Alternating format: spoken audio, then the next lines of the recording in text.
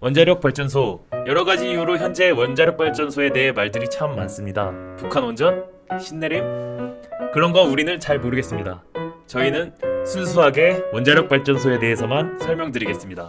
우선 원자력 발전소란 원자력을 이용해서 발전하는 발전소, 줄여서 원전이라고 합니다. 원자력 발전은 미국에서 첫 연구와 논의가 시작되었습니다. 1951년 12월 20일 아이다호 국립연구소의 EBR-1에서 가능성을 살펴보았습니다. 이전까지는 위험한 군용기술로 여겨졌던 원자력은 1953년 12월 8일 아이젠하워 대통령이 UN 총회에서 연설한 평화를 위한 원자력 선언 이후 민간 부분에서 평화적 이용이 공식화되었으며 최초의 전력망 송출은 1954년 6월 27일 소련의 과학도시이자 당시 비밀도시였던 오브닌스크 원자력 발전소의 AM-1입니다. 대한민국에는 박정희 대통령 재임 중 고리 원자력 발전소가 건설되어 현재는 총 24기의 원자력 발전소를 운영 중에 있습니다. 원자력 발전소에 이용되는 원자로는 그림과 같이 생겼습니다. 원자력 발전을 간단하게 설명드리면 반응로에서 핵 분열이 일어나 열이 발생하면 그 열을 이용하여 증기 발생기에서 물을 끓입니다. 물이 끓어서 발생한 증기를 이용하여 발전기에 터빈을 돌려 전기를 생산하고 냉각기에서 증기를 다시 식혀주는 방식입니다. 아주 쉽죠? 화력발전과 원리는 같지만 열 에너지원이 불이 아니라 원자력이라는 것입니다.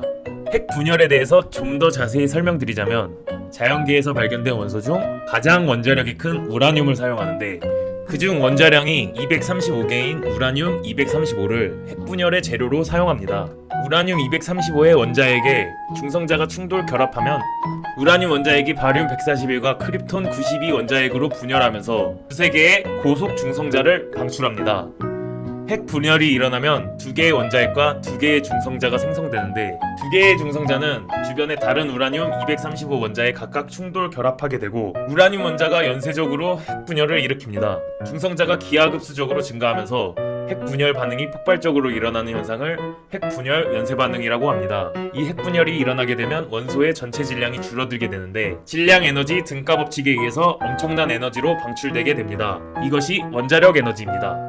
핵 분열 과정에서 막대한 에너지뿐만 아니라 불안정한 원자핵이 분열하면서 내부에서 방사선을 발사하는데 여기서 발사되는 방사선의 세기를 방사능이라고 합니다. 여기서 핵 분열 연쇄 반응을 조절하지 않으면 막대한 에너지가 순식간에 방출되는데 원자폭탄은 이 연쇄 반응이 일어나는 속도를 조절하지 않고 막대한 에너지를 한순간에 방출해서 막대한 피해를 주는 폭탄입니다. 원자력 발전소의 원자로 같은 경우는 감속제를 이용하여 핵분열에 의해 방출되는 중성자의 속도를 조절하여 핵분열이 천천히 연속적으로 이루어지도록 고안되었습니다. 핵분열에서 방출되는 중성자는 초속 2만 km 정도로 아주 빠르기 때문에 이를 초속 2km 정도로 떨어뜨려줍니다. 감속제 같은 경우 중성자와 충돌은 하되 중성자를 흡수하지 않고 속도를 줄일 수 있어야 합니다. 대표적으로 물과 흑연이 사용됩니다. 흑연을 사용하는 원자로로 RBMK 원자로가 있는데 이는 체르노빌 원전 사고로 잘 알려진 레닌 공산주의 기념 체르노빌 원자력 발전소에 사용되었습니다.